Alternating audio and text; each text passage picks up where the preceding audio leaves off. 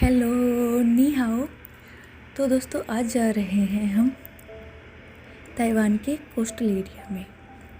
कभी कभी एक जर्नी सिर्फ एक जगह से दूसरी जगह तक का सफ़र नहीं होती, बल्कि खुद को नेचर के करीब महसूस कराने का एक बहुत ही खूबसूरत सा मौका होती है। हमारी जर्नी स्टार्ट हुई ताइपाई एमआरटी से। हम तमसोई पहुँचे और वहाँ से कार लेके हम निकल पड़े ताइवान के beautiful north east coast line की तरफ।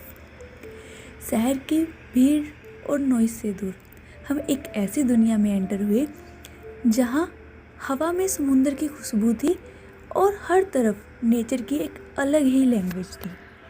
जब हम समुंदर के किनारे से आगे बढ़ रहे थे तो एक तरफ एंडलेस ब्लू ओशन था और दूसरी तरफ ग्रीन माउंटेन्स। हवा में एक अलग ही फ्रेशनेस थी। ऐसा लग रहा था जैसे हम धीरे धीरे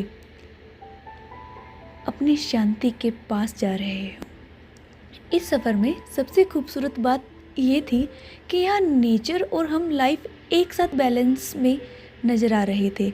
समुंदर की लहरें कभी तेज़ हो जाती, कभी कम हो जाती। हवा की ठंडक और रास्ते की खामोशी ने इस सफ़र को एक नया ही मोड़ दे दिया था। कभी इस खूबसूरत सफ़र में आगे बढ़ते हुए हमारी जर्नी का जो पहला स्टॉप था वो था एक ब्यूटीफुल बुद्धिस्ट मोनेस्ट्री जो पहाड़ों और हरियाली के बीच थे। जैसे ही हम वहाँ पहुँचे, सबसे पहले जो चीज़ दिल को छू गई वो थी वहाँ की खामोशी। कभी कभी साइलेंस भी बहुत कुछ कह जाती है और ये जगह बिल्कुल वैसी ही थी। जैसे ही आप इधर आते हो तो आपको एक खामोशी यहाँ पर मिलती है। मोनेस्ट्री के आसपास हर तरफ ग्रीनरी थी, हवा बिल्कुल फ्रेश थी, पेड़ धीरे धीरे हिल रहे थे और पहाड़ों के बीच जैसे आवाज़ कहीं खो सी गई थी। आपको बस शांति और सिर्फ शांति यहाँ पे मिल रही थी। No sense. वहाँ एक बड़ी सी बेल भी लगी हुई थी। उसको कोई बजा नहीं सकता था, सिर्फ उसके पास खड़े होकर उसकी खूबसूरती को महसूस कर सकते थे और ये यादों के लिए तस्वीर ले सकते थे। शायद हर चीज़ आवाज़ के लिए नहीं होती, कुछ चीज़ें सिर्फ हमें खामोशी का एहसास कराने के लिए होती है। मोनेस्ट्री के अंदर भगवान बुद्धा की एक बहुत ही सुंदर मूर्ति थी। उनके चेहरे पर इतनी शांति और मुस्कान थी, बस उन्हें देखते ही मन को सुकून मिलता था।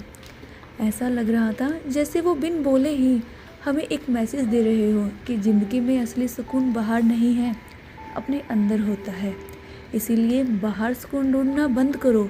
अगर सुकून चाहिए तो खुद के अंदर झाँको, खुद के अंदर ही तुम्हें रियल सुकून मिलेगा।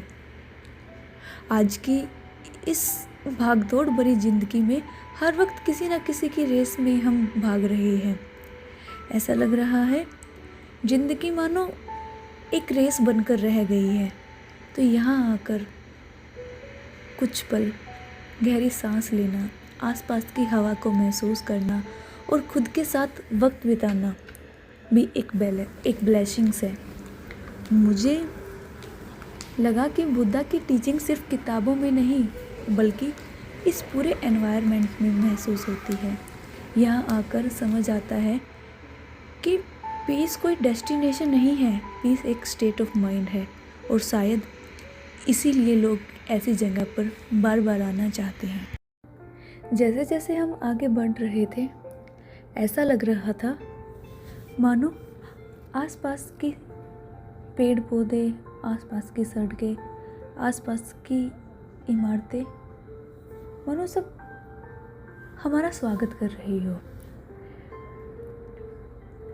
पेड़ों से पत्ते हिल रहे थे, फूल हिल रहे थे, मानो वो हमारा अभिवादन कर रहे हो, हमें हाथ हिलाकर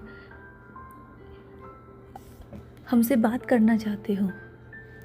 कितना प्यारा होता है नेचर का ये नज़ारा जब हम यह देखते हैं कि नेचर हमसे बात कर रहा है।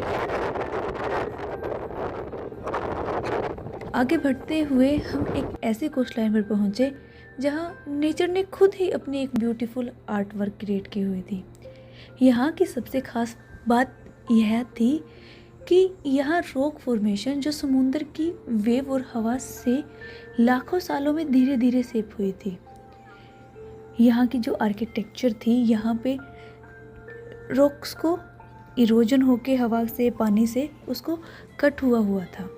जब हम इन रॉक्स को देखते हैं तो ऐसा लगता है जैसे अर्थ ने अपनी पुरानी डायरी के पेज खोल दिए हो। इन रॉक्स की अलग अलग लेयर्स सिर्फ पत्थर की लाइन नहीं है, बल्कि ये अर्थ के अलग अलग जियोलॉजिकल टाइम पीरियड की कहानी सुनाती है।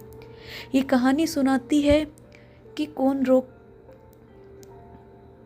कब उत्पन्न हुआ, कि कौन रॉक कब डिस्ट्रॉय हुआ, कि किसका कितना किस्सा रहा, किसका कितना हिस्सा रहा। समुंदर की लहरों ने कभी इन्हें तोड़ा, हवा ने कभी इन्हें तराशा और वक्त ने मिलकर इन्हें एक यूनिक शेप दे दी। नेचर हमें यही सिखाता है कि बदलाव हमेशा डिस्ट्रक्शन नहीं होता, कभी कभी बदलाव ही किसी चीज़ को और ब्यूटीफुल बना देता है। यहाँ खड़े होकर मुझे फील हुआ कि इंसान कितना भी पावरफुल क्यों ना हो, लेकिन नेचर के सामने हम बहुत छोटे हो जाते हैं। जो काम मशीन से करने की कोशिश करते हैं, नेचर वही काम हजारों सालों में आराम से बहुत ही ब्यूटीफाई तरीके से, बहुत ही क्लियर तरीके से हमें कर देता है। हर रॉक, हर लेयर और हर कर्व के पीछे एक कहानी छुपी है, और ये सिर्फ एक बीच नहीं है, बल्कि अर्थ की एक ओपन क्लास रूम है जहाँ बिना किसी बुक के हम प्लेनेट की हिस्ट्री को समझ सकते हैं। समुद्र की आवाज़, हवा की एनर्जी और इन एंशिएंट रॉक को देखकर एक ही थॉट आता है, नेचर कभी जल्दी नहीं करता, लेकिन जब वो कुछ बनाती है तो वक्त से भी ज़्यादा खूबसूरत होती है। इसी प्यारे से सफ़र में आगे बढ़ते हुए हम पहुँचे एक ब्यूटीफुल ग्रीन एल्गी बीच पर। यह जगह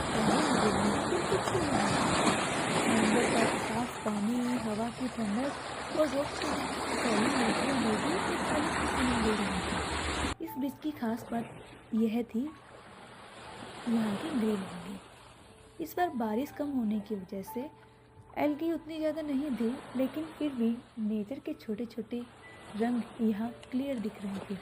कभी कभी हम किसी जगह की ब्यूटी को सिर्फ उसकी परफेक्शन से जज करते हैं, लेकिन असली खूबसूरती तो उन छोटी छोटी चीज़ों में है जो नेचर खुद क्रिएट करती है।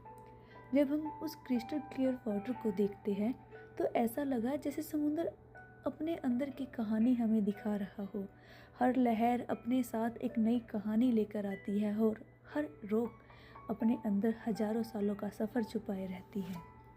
यहाँ खड़े होकर एक बात महसूस हुई कि नेचर को किसी डेकोरेशन की ज़रूरत नहीं होती।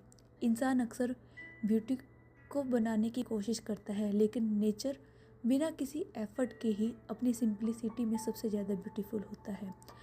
समुद्र की वेव्स धीरे धीरे रॉक्स को टच कर रही थी। हवा अलग और मीठी नेचुरल स्मेल लेकर आ रही थी, और उस मोमेंट में बस एक ही फीलिंग थी कि हम नेचर को देख नहीं रहे हैं, बल्कि हम नेचर के छोटे छोटे पलों का हिस्सा बन गए हैं।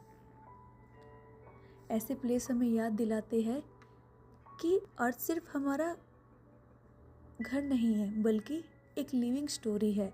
हर बीज, हर रॉक और हर प्लेनेट अपनी एक कहानी सुनाता है। बस ज़रूरत है हमें थोड़ा रुक कर उस कहानी को महसूस करने की।